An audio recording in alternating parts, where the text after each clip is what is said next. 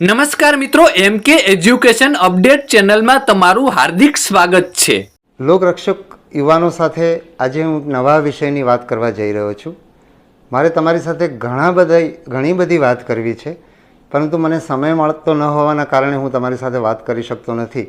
પણ આજે મેં સમય કાઢ્યો છે અને આજે હું જે વિષયની વાત કરવાનું છે એ વિષય એ છે કે પ્રમાણિકતાપૂર્વક કઈ રીતે કામ કરવું। તમે એક એવી કારકિર્દી બનાવવા જઈ રહ્યા છો કે જેમાં તમે 30થી વધારે વર્ષો સુધી કામ કરવાના છો। તમે ઊંચા અરમાનો સાથે આ સેવામાં આવવાનું નક્કી કર્યું હશે, એના માટે ખૂબ બધી તૈયારીઓ કરી, પરીક્ષા આપી અને જ્યારે તમે સફળ થયા છો ત્યારે તમે બહુ ઊંચી આશા અને ઉત્સાહમાં હશો। તમે તમારી ત્યાં જવાની તાલીમમાં જવા માટે ભૌતિક તૈયારીઓ પણ કરી રહ્યા હશો કે શું વસ્તુ લઈ જવું વગેરે વગેરે, પણ સાથે સાથે તમે માનસિક તૈયારી કરી રહ્યા છો। અને આ જે માનસિક તૈયારી છે ખૂબ મહત્ત્વની બાબત છે, જેના આધારે તમે 30 વર્ષની કારકિર્દી ઘડશો। તમે કેવું કામ કરશો, તમે સમાજને શું આપશો, તમે તમારા પરિવારને શું આપશો, તમે જીવનમાં શું પામશો, એનો આધાર આ તમારી માનસિક તૈયારી છે। અને એમાં એક સૌથી મહત્ત્વના વિષયની હું તમારી સાથે વાત કરી રહ્યો છે। એ વિષય એ છે કે પ્રમાણિકતાપૂર્વક કઈ રીતે કામ કરવું। તો અને તમે જે પાયો ઘડશો અત્યારે જે વિચારનો, એ વિચારનો પાયો તમારું જીવન બનાવશે। તમે તમારી જાતને કઈ રીતે જોશો, પરિવાર સમાજ તમને કઈ રીતે જોશે, એનો આધાર આ બાબત ઉપર રહેલો છે। એટલે થોડીક હું વિગતે વાત કરીશ। તો પ્રમાણિક કઈ રીતે રહેવું, તમે ઘણા બધાએ વિચાર્યું છે કે મારે સરસ કરવું છે, પણ ઘણા બધા પછી જ્યારે સર્વિસમાં આવે છે ત્યારે જાળવી નથી શકતા।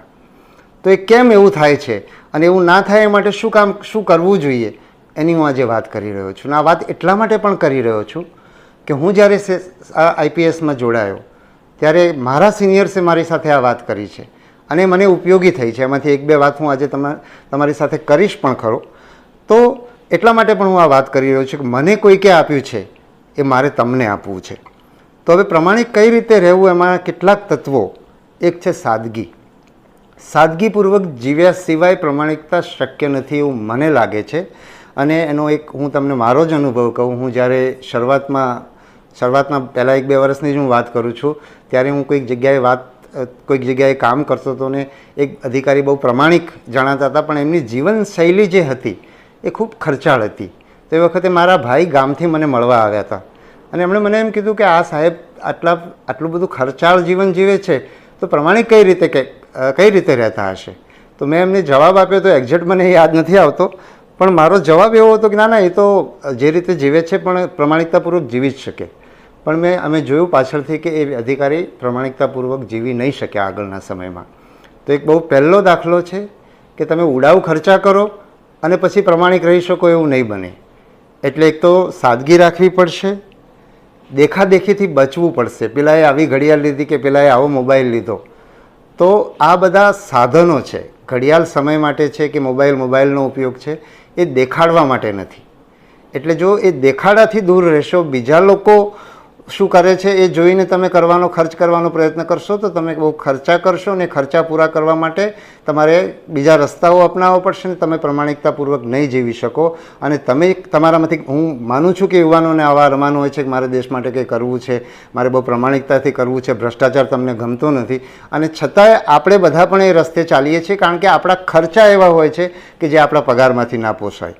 એટલે આ એક મહત્ત્વની બાબત છે, એના ઉપર તમારું ધ્યાન દોરું છું। બિનજરૂરી ખર્ચ ટાળવા। દાખલા તરીકે તમારામાંથી મોટાભાગના લોકોના લગ્નો ટૂંક સમયમાં થવાના છે અને આપણે ત્યાં લગ્નો બહુ ખર્ચાળ હોય છે। તો જો તમે લગ્નનો ખર્ચો ટાળીને અત્યારે એવી જગ્યાએ ઇન્વેસ્ટમેન્ટ કરી દો જે તમને આગળ જતાં કામ આવે। મારી પોતાની વાત કરું તો મેં લગ્નની કંકોત્રી નહોતી છપાવી, લગ્નનો જમણવાર નહોતો કર્યો। મારે તો જે સામાજિક રીતે લગ્ન કરીએ છીએ એની જગ્યાએ આર્ય સમાજની વિધિથી લગ્ન કરવાતા, પણ મારું કુટુંબ તૈયાર નહોતું એટલે અમે 35 જણની જાન લઈને ગયા હતા અને એમાં મેં એક જ આમંત્રણ આપ્યું હતું। તો મેં આ રીતે ફોટોગ્રાફર પણ મેં હાયર નહોતો કર્યો। તો આ હું કર્યું છે એટલા માટે હું તમને કહું છું ને। એટલે એક બહુ મહત્ત્વની બાબત છે, એના તરફ તમારું ધ્યાન દોરું છું। બચત કરવાની ટેવ પાડવાની અને ફાઇનાન્શિયલ મેનેજમેન્ટ પણ સરખું કરવાનું, એની પણ હું તમને આગળ જતાં વાત કહીશ। બીજું, તમે જે ખર્ચા કરો છો એ એકચ્યુઅલી શક્ય હોય ત્યાં સુધી રોકડા ચૂકવજો। ગૂગલ પે અને ક્રેડિટ કાર્ડથી બચજો. કારણ કે પૈસા જ્યારે આપણે હાથમાંથી ગણીને આપીએ છીએ ત્યારે એટલીસ્ટ અત્યાર સુધી તો એવું છે કે જ્યારે આપણે પૈસા હાથમાંથી ગણીને આપીએ છીએ ત્યારે આપણને એ ખરેખર ખર્ચ કરતા હોઈએ, આપણે ખર્ચો વધારે કર્યો, આ પૈસા આપણે હાથમાંથી ગયા એવી લાગણી થતી હોય છે. એટલે શક્ય હોય ત્યાં સુધી આ ગૂગલ પે ને બધાથી દૂર રહી અને તમારે એકચ્યુઅલ ચૂકવવા પડે એ દિશામાં જશો તો તમને ખરેખર અનુભવ થશે કે તમે પૈસા વાપરી રહ્યા છો. એટલે તમે તમારા ઉપર એક બ્રેક લાગશે. એ જ રીતે ક્રેડિટ કાર્ડ. તો ક્રેડિટ કાર્ડમાં ઘણાને એવું લાગે કે 45 દિવસ સુધી કે 30 દિવસ, મને એક્ઝેક્ટ ખબર નથી, પણ એટલા દિવસ તમને ફ્રીમાં પૈસા વાપરવા મળે છે. તો પછી ક્રેડિટ કાર્ડ કંપની કેવી રીતે કામ કરતી હશે, કેવી રીતે કમાતી હશે? તો એટલા માટે કમાય કે આપણે ચૂકવવામાં વહેલું મોડું કરતા હોઈએ છીએ અને છેવટે પછી એના ઉપર એવું હેવી વ્યાજ લાગતું હોય છે. એટલે મેં તો આજ સુધી મારા ઘરની અંદર કોઈની પાસે ક્રેડિટ કાર્ડ નથી. એટલે એક આ પૈસા કેવી રીતે વાપરવા એની હું વાત કરું છું. બીજું છે પ્રમાણિકતાની સાથે સાથે, એટલે નાણાકીય પ્રમાણિકતાની સાથે સાથે વ્યાવસાયિક પ્રમાણિકતા પણ એટલી જ મહત્ત્વની છે. જો તમે વ્યાવસાયિક રીતે અપ્રમાણિક કરો, તમારે જે સમયે જે કામ કરવાનું છે, જેટલો સમય કરવાનું છે, જેવું કામ કરવાનું છે, જેવી રીતે કરવાનું છે એ રીતે ન કરી અને ટૂંકા રસ્તા અપનાવો અને કામમાંથી કામચોરી કરો તો એ પણ પ્રમાણિકતાનો ભાગ છે. તમે તમારા ઓળખીતા માટે જુદા ધોરણો અપનાવો તમારા વ્યવસાયમાં અને અજાણ્યા માટે જુદા ધોરણો અપનાવો, ઓળખીતા સાથે જુદો વ્યવહાર કરો, અજાણ્યા સાથે જુદો વ્યવહાર કરો, તો એ પણ પ્રમાણિકતા નથી, એ પણ અપ્રમાણિકતા છે. અને આ બધું એકબીજા સાથે સંકળાયેલું છે. જો આપણે વ્યવસાયના ક્ષેત્રમાં પ્રમાણિક હોઈશું તો આપણે પરિવારના ક્ષેત્રમાં પણ પ્રમાણિક હોઈશું. અને જો આપણે વ્યવસાયમાં અપ્રમાણિક થઈશું તો એ આપણે જેને ભ્રષ્ટાચાર કહીએ છીએ, ભ્રષ્ટાચાર જો આપણે વ્યવસાયમાં કરશું તો એ ભ્રષ્ટાચાર ક્યાંક ને ક્યાંક આપણા પરિવારમાં વર્તનની અંદર પણ એનું પ્રતિબિંબ પડતું જ હોય છે અને એની અસર આપણા પરિવાર ઉપર પણ થતી હોય છે. એટલે એક આ મહત્ત્વની બાબત એ પણ ધ્યાનમાં રાખવાની છે કે જીવનના બધા ક્ષેત્રમાં આપણે કેવું જે કરીએ છીએ એ જ બોલીએ છીએ, જે બોલીએ છીએ એ પાળીએ છીએ, એ પણ પ્રમાણિકતાનો ભાગ છે. એટલે એ દિશાની અંદર પણ આપણે જાગૃત રહેવું પડે. બીજી, સારી સોબત રાખજો, સારા લોકો સાથે સંપર્કમાં રહેજો, એવા મિત્રો બનાવજો. અમારે શરૂઆતની કારકિર્દીની વાત કરું છું, હું મારા પહેલાં 2 વર્ષની વાત કરું છું કે હું એએસપી તરીકે ગોંડલ હતો ત્યારે મારા એસપી તરીકે સતીશ વર્મા સાહેબ હતા, જેમણે મને એ વખતે એવું કહેલું કે આપણે અધિકારીઓમાં 2 નાથ હોય છે, એક પ્રમાણિકતાની અને એક અપ્રમાણિકતાની. રાધર એમણે એમ કહ્યું હતું કે સમાજમાં પણ 2 જ નાથ હોય છે, એક પ્રમાણિકની ને એક અપ્રમાણિકની. એટલે જે પ્રમાણિક લોકોએ જો પ્રમાણિક રહેવું હશે તો પ્રમાણિક લોકોની નાતમાં રહેવું પડશે. એટલે હું ત્યાંથી રાજકોટથી બદલાઈ ગયો અને પછી બીજા જગ્યાએ મારે કામ કરવું પડ્યું. ત્યારે મને કરવાનું થયું ત્યારે મને એવા પ્રસંગો આવ્યા કે મારે કંઈક માર્ગદર્શનની જરૂર હોય. ત્યારે એક જે પ્રમાણિક અધિકારીઓની નાત છે મને કામ આવી. એટલે હું પ્રમાણિકતાના રસ્તે ચાલવા માટે કટિબદ્ધ થયો અથવા એમાં મને મદદ મળી. એમાં આ પ્રમાણિક અધિકારીઓની નાતની પણ બહુ મોટી મદદ મળી. એટલે તમે જેવી સોબત રાખશો એવી તમને તમારું જીવન પણ એ દિશામાં જશે. એટલે તમારા મિત્રો એવા હોવા જોઈએ કે જે તમારા જેવા હોવા જોઈએ. તમે જેવું કરવા માગો છો એવું કરનારા મિત્રો હોય તો તમને એનો ઘણો બધો લાભ થશે. બીજી એક વાત જે મારે શરૂઆતમાં કહેવી હતી એ રહી ગઈ કે મનની અંદરથી ઘણા બધાના મનમાં એમ હશે કે ભાઈ સરકારમાં તો પ્રમાણિકતાથી નોકરી થઈ શકે નહીં. જ્યારે તમે સ્વપ્નું સેવ્યું ત્યારે તમે એવું વિચાર્યું હતું કે મારે પ્રમાણિકતાથી કામ કરવું છે. આ સમાજમાં જે અત્યારે પોલીસ જે રીતે કામ કરી રહી છે ને એ તો બરાબર નથી. હું આવીશ ને ત્યારે જુદી રીતે કરીશ અને એટલા માટે મારે પોલીસ થવું છે. પણ પછી જ્યારે તમે ભૂલી જાઓ છો ને તમે જ્યારે આવવાની શરૂઆત તૈયારી કરો છો ત્યારે, અથવા તો જ્યારે તમે આવી જાઓ છો પછી એમ કહો છો કે આ તો સરકારમાં પ્રમાણિક રહેવાતું નથી. પણ મારે એટલું કહેવું છે કે મેં કોન્સ્ટેબલથી માંડીને ડીજી સુધીના પ્રમાણિક લોકો જોયા છે અને કોન્સ્ટેબલો પણ ઘણા બધા જોયા છે પ્રમાણિકતાથી. અને સાથે સાથે એ પણ કહું કે એનું પણ સમાજમાં બહુ જ માન થાય છે અને એ ધાર્યું કરી શકે છે. મારે એ કહેવું છે કે પ્રમાણિક હોવાના કારણે એનું એક જુદી જ છાપ પડતી હોય છે. એટલે જો તમને કોઈ એવું કહેતું હોય કે પ્રમાણિકતાથી સરકારમાં કામ ના થઈ શકે તો એ માણસ એની પોતાની મર્યાદા ઢાંકી રહ્યો છે. જેને પ્રમાણિક નથી રહેવું એ આવું બહાનું કાઢી રહ્યું છે. બાકી બધી જ રેન્કના પ્રમાણિક લોકોને મેં મારા 30 વર્ષની અંદર જોયા છે. એટલે મનની અંદરથી એ કાઢી નાખશો તો જ પ્રમાણિક રહેવાશે. અને ક્યારેક લાલચમાં આવી જવાનું થાય ત્યારે આ બહાનું નહીં કાઢતા. એટલી સ્પષ્ટતા તો હોવી જોઈએ કે મારી અપ્રમાણિકતા માટે હું જવાબદાર છું, નહીં કે સંજોગો. એ ખાસ ધ્યાનમાં રાખવાનું. બીજું સાથે સાથે બીજી કેટલી એવી બાબતો છે જે તમને જમીન ઉપર રાખશે, તમને સરસ કરવા અને તમારા મૂલ્યો છે એના માટે તમને મજબૂત બનાવશે. એવી બાબત છે લોકોને મદદ કરવાની ભાવના. તમને જે આ વરદાન મળ્યું છે પોલીસ સેવામાં આવવાનું, એ વરદાન બધાની પાસે નથી હોતું. મેં પણ જ્યારે આ નોકરીમાં આવવા મતલબ આ પરીક્ષા યુપીએસસીની આપવાની તૈયારી શરૂ કરી ત્યારે મારા મનની અંદર આઈએએસ થવાની ભાવના હતી, ઈચ્છા હતી. મને થોડાક માર્ક્સ ઓછા પડ્યા એટલે હું આઈએએસ ના થઈ શક્યો. પણ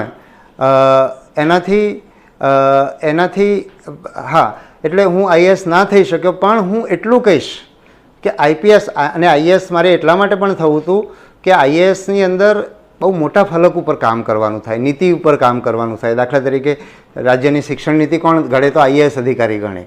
એક આઈએએસ અધિકારી કામ કરીને કેટલી બધી શાળાઓ બદલાઈ જાય, આખી પેઢી બદલાઈ જાય. એટલા માટે મારે આઈએએસ થવું હતું. પણ આઈપીએસમાં પણ એક સારામાં સારી વસ્તુ એ છે કે આપણી પાસે લોકોને તરત ન્યાય આપવાની તક હોય છે, લોકોને તરત અસર પડે. એક શાળા સુધારીએ તો અથવા એક અભ્યાસક્રમ બદલીએ તો એમાં એની અસર થતાં ઘણો સમય લાગે. જ્યારે એક માણસને એકના ઘરે ચોરી થઈ છે કે કોઈની છેડતી થઈ છે અને આપણી પાસે આવે અને આપણે બીજા દિવસે સામેવાળાને અટક કરી અને એને મદદ આપી શકીએ, એના ચહેરા ઉપર ખુશી લાવવાની તક આપણને બહુ વધારે છે અને તરત છે એનું મારે ધ્યાન દોરવું છે. અને સાથે સાથે આપણે જાહેરમાં રહીને કામ કરીએ છીએ એટલે સારું કરીએ તો લોકો તરત જ નોંધ લેતા હોય છે. સાથે સાથે એ પણ યાદ રાખવું પડે કે આપણે સારું ના કરીએ તો પણ લોકોને તરત દેખાતું હોય છે. પોલીસનો ભ્રષ્ટાચાર સૌથી વધારે દેખાય છે કારણ કે આપણે જાહેરમાં એ વસ્તુ કરતા હોઈએ છીએ. એટલે આપણને આ એક એવું વરદાન મળ્યું છે લોકો માટે સારું કરવાનું. તો એ સારું કરશો તો એ પણ તમને પ્રમાણિકતાનું બળ આપશે. બીજું, જો સમાજ જ્યારે તમે અપ્રમાણિક જુઓ લોકોને તો એ તમારા માટે, જેને પ્રમાણિક રહેવું છે એના માટે તો એક તક છે. બીજા લોકો અપ્રમાણિક છે એટલે હું પણ મારી પ્રમાણિકતા છોડી દઉં એવું નહીં. બીજા લોકો અપ્રમાણિક છે એટલે મારી જવાબદારી વધી જાય છે. જો હું નહીં રહું તો આ કોણ કરશે એવો ભાવ હોવો જોઈએ. અને આ રીતે બીજા લોકો અપ્રમાણિક છે અને એની વચ્ચે પ્રમાણિક રહેનાર વ્યક્તિ સમાજ માટે, આવનારી પેઢીઓ માટે મિસાલ બને છે, દાખલો બને છે. એ રીતે પણ મારી જવાબદારી વધે છે. એટલે બીજાને પ્રમાણિક જોઈને ચલિત થવાનું મન થાય ત્યારે ખરેખર આપણી અંદર ચાલતો સંવાદ આ હોય કે બીજા અપ્રમાણિક છે એટલે મારે તો પ્રમાણિક રહેવાનું જ છે. તો એક ખાસ આ યાદ રાખવાનું છે. બીજું, અમને જ્યારે તાલીમમાં હતા ત્યારે એક આઈએએસ અધિકારી હતા, હર્ષ મંદર, અમારી જે મસૂરીની તાલીમ સંસ્થા છે ત્યાં, એ હંમેશા એવું કહેતા કે તમે લોકો એટલે કે જે પ્રમાણિક રહેવા ઈચ્છે છે, સારું કામ કરવા માગે છે, એણે બીજા સાથે દોડવાનું નથી. તમારો રસ્તો ને એમનો રસ્તો જ અલગ છે એટલે તમારે એમની સાથે સ્પર્ધા કરવાની નથી, એવું અમને કહેતા. ને એ શબ્દો અમને બહુ ઉપયોગી થયા હતા ત્યારે અને અમે એ યાદ રાખ્યા છે, આજ સુધી યાદ છે. બીજું, સારા પુસ્તકોનું વાંચન કરવું, સારી પ્રવૃત્તિઓ સાથે જોડાવવું. આપણા માટે, પોલીસ માટે એક 100% પોલીસ થવું ને એ પણ આપણા માટે એક, આપણે બધું 100% પોલીસ સિવાય બીજું કંઈ વિચારીએ જ નહીં. અને આવી સર્વિસ કે જેમાં આટલો બધો સામાજિક નોંધ લેવાતી હોય છે એની, એવી સર્વિસ કે બધાને ગણવેશ પહેરવો છે, એવી સર્વિસમાં આવી એટલે સર્વિસનો નશો એવો છે કે આપણે પોલીસિંગ સિવાય બીજું કશું વિચારીએ જ નહીં. એટલે એની જગ્યાએ જો સમાજમાં બીજી જે સારી પ્રવૃત્તિઓ ચાલી રહી છે, કોઈક શૈક્ષિક સંસ્થા કરી રહી છે, કોઈ વ્યક્તિ કરી રહી છે, કોઈકને મદદ કરવાની ભાવનાથી પ્રવૃત્તિ ચાલી રહી છે, એની અંદર તમે સામેલ થજો તો એ પણ તમને એક બળ આપશે અને સમાજ સાથે તમારો એક સંબંધ બાંધશે. બરાબર. એ જ રીતે એવી કેટલીક પ્રવૃત્તિઓ છે, ઘણી ખાસ કરીને ધાર્મિક આધ્યાત્મિક પ્રવૃત્તિઓ છે. દાખલા તરીકે સ્વાધ્યાય પરિવારનું કામ છે, સ્વામિનારાયણની જુદી જુદી સંસ્થાઓનું કામ છે, ગાયત્રી પરિવાર છે અથવા વિપશ્યના છે કે જીવન વિદ્યા છે. આ બધી વસ્તુઓ એવી છે કે જે તમને તમારી ધરા ઉપર ટકાવી રાખશે. કારણ કે તમે ઘણીવાર તો કામ એ પ્રમાણે કે તમારી સામે કામ આવતું હશે અને વસ્તુઓ આવતી હશે કે તમને વિચારવાનો પણ સમય ના મળે. તો જો આવી કોઈ ધાર્મિક કે આધ્યાત્મિક પ્રવૃત્તિ સાથે અથવા સામાજિક પ્રવૃત્તિ સાથે તમે જોડાયેલા હશો તો તમે પેલું એક જે પ્રવાહ ચાલે છે ને, પ્રવાહમાંથી તણાઈ જતાં તમે અટકશો. એટલે એવી પ્રવૃત્તિઓ જાળવી રાખજો અને અથવા ન કરતા હોય તો હવેથી શરૂ કરજો.